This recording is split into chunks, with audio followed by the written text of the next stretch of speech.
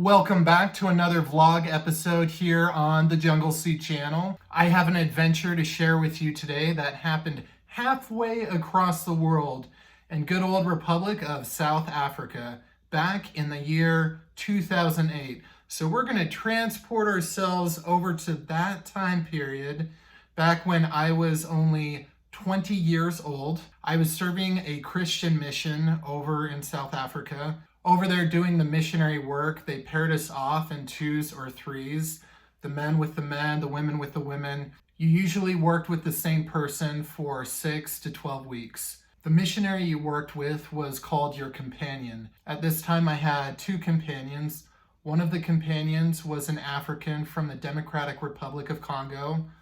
Awesome guy. And my other companion was from the United States. The morning of the events that took place, I had two professional business suits waiting for me at the dry cleaners. Those were put in the car for the day. After the dry cleaning, my African companion was dropped off at a nearby church, where then he was transferred back to his mission over in Zimbabwe. So my African companion missed all the adventurous events of later that evening, and we're gonna get to that. Later that evening, we went to this one neighborhood that didn't have very many streetlights. The street went around in a big oval circle. There were houses around the oval, and then there were houses around the outside of the oval. Even though it was 7 o'clock at night, it was super dark on the street. We stopped the car, got out to go see this family that we had set an appointment with. We went to the gate because in South Africa, most houses in the town areas have these huge high metal fences with pointy ends, so that if someone attempted to climb over it, they would likely get impaled. And then on top of that, usually you had electric fences, at least in the richer areas of the towns. We went up to her gate, we knocked on the gate, no answer. So we gave her a call and she said, "Oh, hey, my husband's not home tonight. Can you come back at another time?" Me and my companion from the States get back into our car. In South Africa, the steering wheel is on the right side of the car and you drive on the left side of the road. We had the car parked on the left side of the road and the house was on the right side of the road. We started the car. We were talking about who we should go and visit next. And as we were deciding this car pulls up next to our car. And it's this really nice blue sports car. Two guys get out of the car. One of the guys goes to the passenger side and the other guy comes to my window and he puts a gun up against the window. He tells me to open my door. The blue car drives off and leaves the guys there. So there's at least 3 people involved in this. But of course I went along with what the men were asking of me. They told me to drop out my wallet, pulled out my wallet. I dropped it out of the car. They asked me to get out of the car and to not look at them. I get out of the car and I get on the concrete on my knees in execution style with my hands behind my head down. If I don't play this right, my brains are gonna get blown out. Literally my whole life flashed before my eyes. This might be it. If I don't play this right, I am gonna be a dead man. And I'm not gonna be able to live the life I want. I'm not gonna be able to get married, have kids, have a career, have all these things happen. I'm gonna miss all that. As I'm kneeling on the ground, one of the 2 men goes through and checks my pockets to make sure I don't have anything else of value. And while this is going on the opposite side of the car, my companion is on this stretch of lawn, spread eagle. He's laughing. Part of the reason why he's laughing is he faked a carjacking just a month or 2 prior to being companions with me.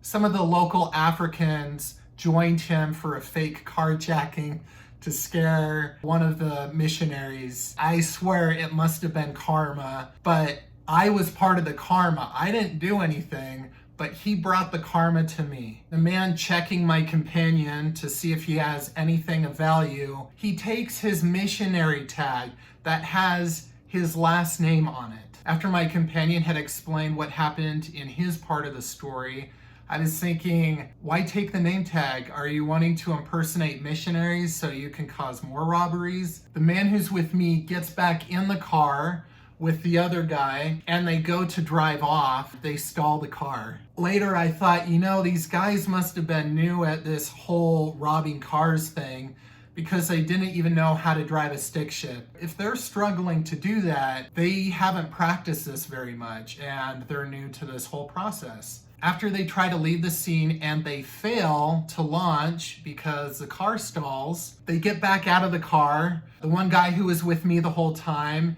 he asks me to get into the car to start the vehicle. I am scared to death. They're gonna have me start the car and they're gonna have me drive the car with them, and then eventually they're gonna drop me off somewhere and kill me.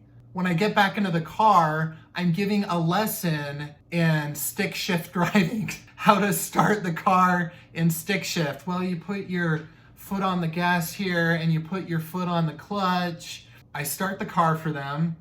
The guy tells me to get out of the car. I resume the previous position, execution style. The two guys get in the car and they go to drive off and they stall the car 3 times.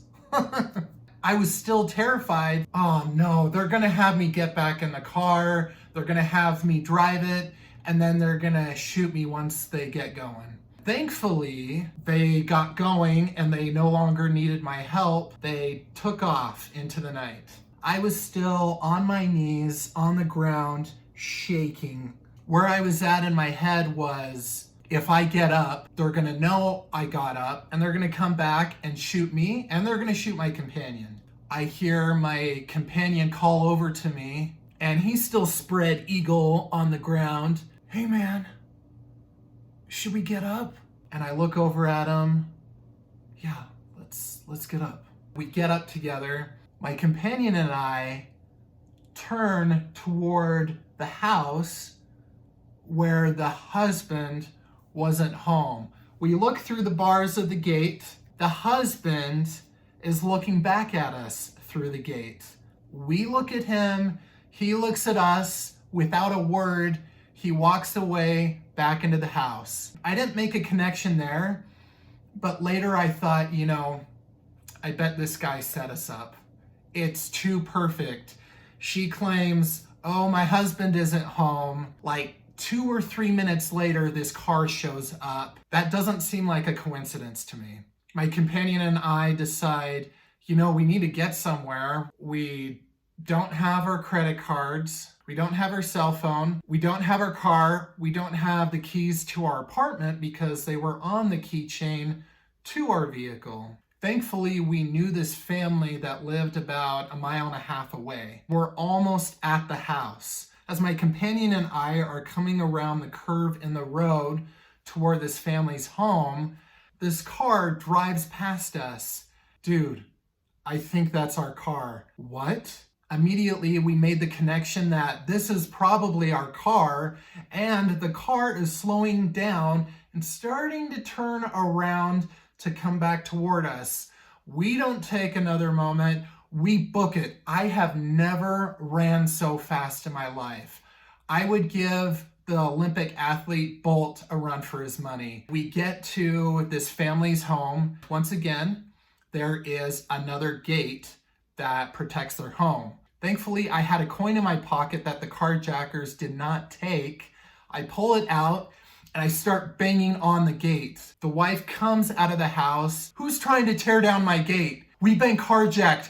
Open up. She comes over to the gate, unlocks it, lets us in, locks the gate. We get into her house and we alert our mission leaders of what has happened because we don't have a phone or anything. Because my credit card was taken, I have to call home and speak to my dad. That night, we had some mission leaders show up to this family's home so that we could go report the car stolen to the police. So we go to the police that night with these other missionaries. We file a report. We come back to this family's home, stay the night, and the following day, we go back to the police station. They lost our file.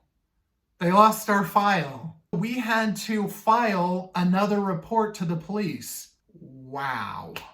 It's very likely that our car was no more. They either change the license plates on them and resell the car, or they dismantle the car and take it to what's called a chop shop, take the car apart and sell the parts for money. Let's go back to a couple things I mentioned first when I began the story. Number one, my suits from the dry cleaners were in the car, in the trunk of the car, when the car was stolen. The day before, I went to get them dry cleaned. The day of, I got my suits back and they were in the car all day. They were stolen and they were both very nice suits. It was a little bit of a sad day there. The second thing I wanted to mention, my African companion. If he hadn't have left that morning, he would have been involved in the carjacking.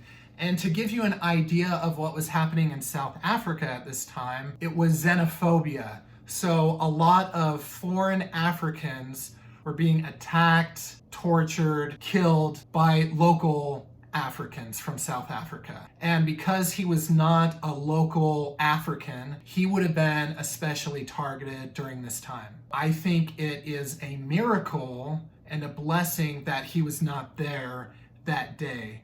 I think angels were watching out for this guy. I've kept in touch with him. He's doing great. He has a wife, kids. He's happy. Things are good. South Africa was very dangerous compared to where I grew up. Bad things still happen in my neighborhood growing up. You always had to be on guard while living in South Africa. All your groceries, all your valuables, they go in the trunk of the car. You don't have any valuables that are viewable, because what happens a lot of time is cars will be going by, they'll stop, they'll do a smash and grab and take whatever they can within a matter of seconds. I have a car full of other crazy adventures I had while in South Africa. Until next time, stay safe, drive well, and hopefully you don't have to teach anybody how to drive a stick shift while you're getting robbed.